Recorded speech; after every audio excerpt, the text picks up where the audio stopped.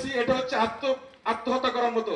আমার আগামী প্রজন্মের জন্য মৎস্য সম্পদ সম্পূর্ণ ধ্বংস হয়ে যাবে। ফ্লোরা ফোনা সহ সুন্দরবনের জীববৈচিত্র্য, আমাদের বন্যপ্রাণী সবকিছু ক্ষতিগ্রস্ত হচ্ছে শুধুমাত্র এই বিষের জন্য।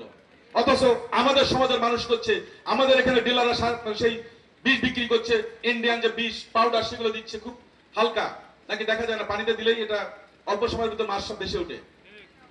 আমরা চেষ্টা করছি এগুলোকে ধরার জন্য, কিন্তু আমি অলরেডি বলেছি আমার মন্ত্রণালয় মিটিং এ যে ছেড়ে দিলে হবে না, আমাদেরকে বের করতে হবে। কিভাবে এটা আমরা বের করতে পারি? এখান থেকে বেরিয়ে আসতে হলে, সত্যিকার অর্থে বনদস্যু মুক্ত করতে হলে প্রশাসন ভূমিকা রাখবে। আমি দায়িত্ব নিয়ে বলছি, আমরা সরকার গঠন করছি 17 ফেব্রুয়ারি। আমি 22 ফেব্রুয়ারি খুলনা সার্কিট হাউসে র্যাব, বিজিবি, কোস্টগার্ড, নৌ পুলিশ, আমাদের সেনাবাহিনী সহ খুলনা, বাগেরহাট, সাতক্ষীরা 3 জেলার এসপি, ডিসি মহোদয়, বিভাগীয় কমিশনার মহোদয় সহ আমরা এখানে বৈঠক করেছি। আমরা সুন্দরবন দলদস্যু মুক্ত করার জন্য আমি কাজ করেছি। আমি 24 তারিখে মাননীয় প্রধানমন্ত্রীর সাথে দেখা করেছি, ওনাকে বলেছি, উনি নির্দেশ দিয়েছেন ক্যাবিনেট মিটিংয়ে স্বরাষ্ট্রমন্ত্রীকে এটা ব্যাপারে পদক্ষেপ নেওয়ার জন্য। ইতিমধ্যে আমাদের ওই বেল্ট এগুলো নিয়ে কাজ চলছে। RICL TMX, যুগের পর যুগ স্থাপনা থাকে মজবুত। গতকালও আমি র্যাবের কোস্টগার্ডের মধ্যে জানতে পারলাম একজন মুক্ত হয়েছে। আমরা চেষ্টা করছি, কিন্তু সমস্যা হচ্ছে শহর কেন্দ্রিক অপারেশন অনেক সহজ, কিন্তু এই দুর্গম বনে অনেক, যেমন র্যাবের এখানে লজিস্টিক সাপোর্টের সমস্যা আছে, বিজিবির একটা ক্যাম্প আছে ওখানে, কিন্তু অন্য কোনো কিছু নাই। আমাদের বন বিভাগের অনেক সীমাবদ্ধতা আছে।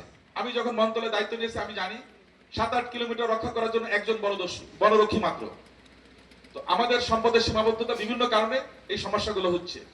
তারপর আমরা চেষ্টা করব আপনাদের সাইড থেকে আপনারা আন্তরিক হন। যেমন আজকে একটা তালিকা দেওয়া হয়েছে, আমি ইতিমধ্যেই আমাদের পুলিশ সুপার মহোদয়কে হ্যান্ড ওভার করেছি, উনি সংশ্লিষ্ট সব বিভাগকে দিয়ে দিবেন। আমরা চেষ্টা করবো এগুলো নিয়ে কাজ করার জন্য, কারণ এই যে লেনদেনগুলো হচ্ছে এগুলো কিন্তু লোকালয় হচ্ছে। কিন্তু সুন্দরবন যখন দস্যুরা আটক করছে তাদের লেনদেন কিন্তু লোকালয় হচ্ছে, মানে গ্রামে হচ্ছে, হয় খুলনা হচ্ছে, বাগেরহাট হচ্ছে, সাতক্ষীরা হচ্ছে। সুতরাং এই ইনফরমেশন গুলো আপনারা সঠিকভাবে দিবেন। আমি দায়িত্ব নিয়ে বলছি, আমি কঠোরভাবে এগুলোকে নিয়ন্ত্রণ করবো যে কোনো মূল্যে। এই ব্যাপারে কোনো ছাড় নেই, কোনো ছাড় নেই। বিষ দিয়ে মাছ শিকার, আমি বলেছি এটা হচ্ছে আত্মহত্যা করার মতো।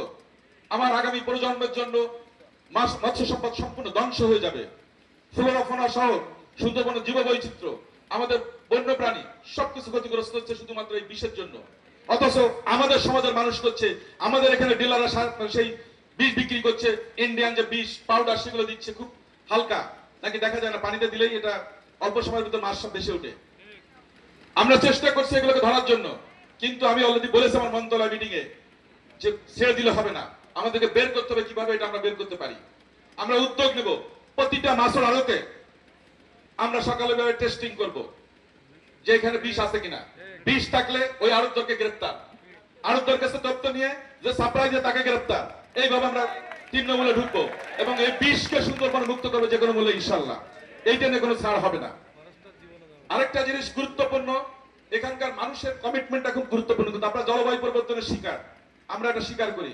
আমাদের মাননীয় জেলা প্রশাসক মহোদয় বলেছেন যে সুপ্রিয় পানির সমস্যা, এটা আমার এলাকায় আছে। আমার মোংলাতে টিউবওয়েল স্থাপন করার কোনো সুযোগ নেই। রামপালে প্রায় 7টা ইউনিয়নে টিউবওয়েল চলে না।